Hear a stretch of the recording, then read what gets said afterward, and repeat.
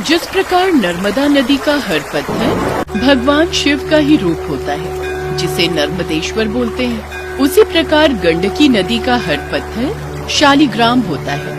भगवान विष्णु का एक रूप शालिग्राम भी है और विष्णु जी के शालिग्राम रूप की पूजा सदियों से चली आ रही है। गंडकी नदी वही नदी है जहाँ शालिग्राम भगवान प्रकट होते हैं।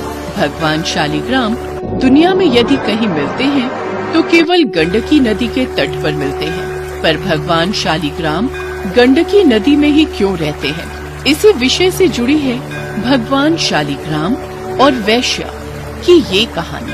हजारों वर्षों पूर्व किसी नगर में एक वैश्य रहा करती थी जिसका नाम गंडकी था। वो रोजाना रात को किसी न किसी पराये पुरुष के साथ भोग विलास किया करती थी।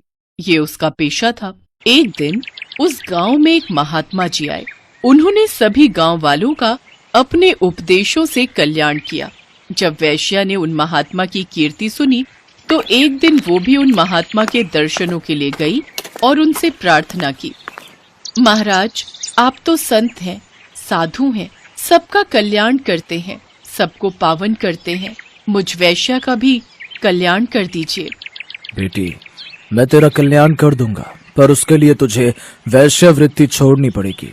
महाराज मैं सब कर सकती हूँ, परंतु यह वैश्य वृत्ति का धंधा नहीं छोड़ सकती, क्योंकि अब इस कार्य की मुझे आदत हो गई है और यही मेरा पेशा है। इसके सिवा आप जो भी कहेंगे मैं कर लूंगी। कृपया करके मेरा उद्धार कीजिए। तो फिर एक काम करना, जो भी पुरुष तेरे पास आएगा तो उसे अपना पति, अपना परमेश्वर मानकर उसकी सेवा करना, तेरा उद्धार हो जाएगा। ठीक है महाराज, अब से मैं ऐसा ही करूंगी।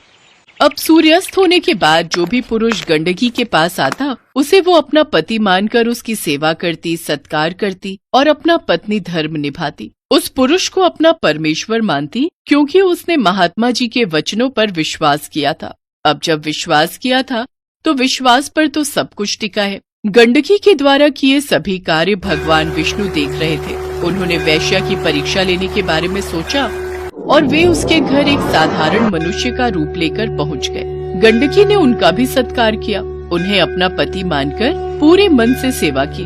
भगवान विष्णु गंडकी की सेवा देख रहे थे, उसकी लगन देख रहे थे कि वो पत्नी की भांति उनकी कितनी सेवा कर रही है, उन्हें अपना पति मान रही है। गंडकी अपना पत्नी धर्म निभा रही थी।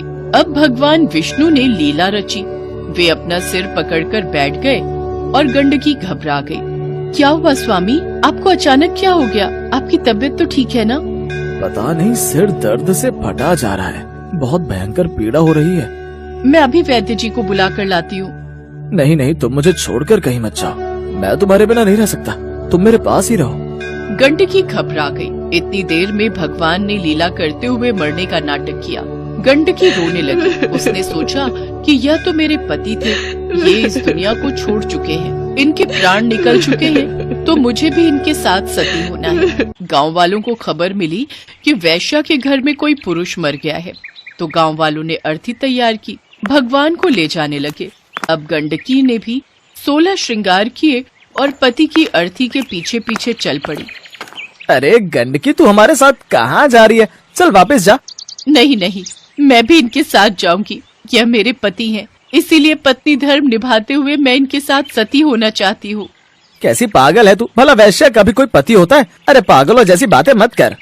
गांव वाले बातें बनाते हुए अर्थी को चिता पर रख देते हैं। गंडकी अपने पति के साथ ही चिता पर बैठ गई। गंडकी ने मन ही मन भगवान विष्णु से प्रार्थना की, हे प्रभु, मैंने महात्मा जी के वचनों पर विश्वास किया है। तब से लेकर आज तक यदि मैंने अपने पति के सिवा किसी भी पुरुष को न देखा हो तो इस चिता में स्वयं आग लग जाए। जब भगवान विष्णु ने देखा कि गंडकी तो उन्हें ही याद कर रही है और उनसे ही प्रार्थना कर रही है, तो उन्होंने चमत्कार दिखाया और गंडकी की परीक्षा हेतु चिता में आग उत्पन्न कर दी। जब आग लगी तो भगवान ने एक आंख खोली, देखा कि ये क्या कर रही है। भगवान विष्णु को लगा कि अग्नि की लपटों से गंडकी घबरा जाएगी और चिता से उठ जाएगी, पर वो तो अपनी आंखों को बंद किए अपने पति यानी कि भगवान विष्णु का सिर अपनी गोद में रखे बैठी रही। चिता की आग भयंकर हुई। भगवान समझ गए कि गंडकी का उद्देश्य पक्का है। उसने यदि किसी एक पुरुष को पति मान लिया तो वह उसके प्रति पत्नी धर्म को सच्ची निष्ठा से निभाती है और आज भी वह यही कर रही है। वो अपने पति के साथ अपने जीवन का त्याग कर रही है। तब भगवान विष्णु प्रकट हुए, अग्नि शांत हो गई। भगवान विष्णु के आशीर्वाद से गंडकी पर अग्नि का कोई असर नहीं हुआ।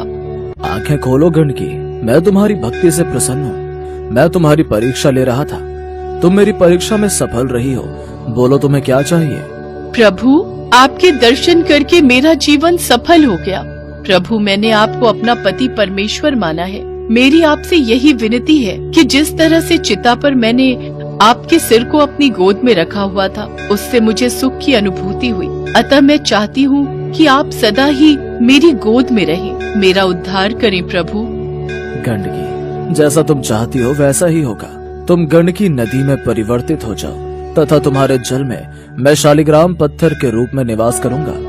भगवान विष्णु के आशीर्वाद से गंडकी का शरीर पानी बन गया और नदी की भांति बहने लगा और वही नदी गंडकी नदी बन गई। भगवान विष्णु ने गंडकी को आशीर्वाद दिया कि वो सदा के लिए अपने शालिग्राम रूप में उसकी गोद में रहेंगे। भगवान विष्णु ने अपने आशीर्वाद से गंडकी का उद्धार किया।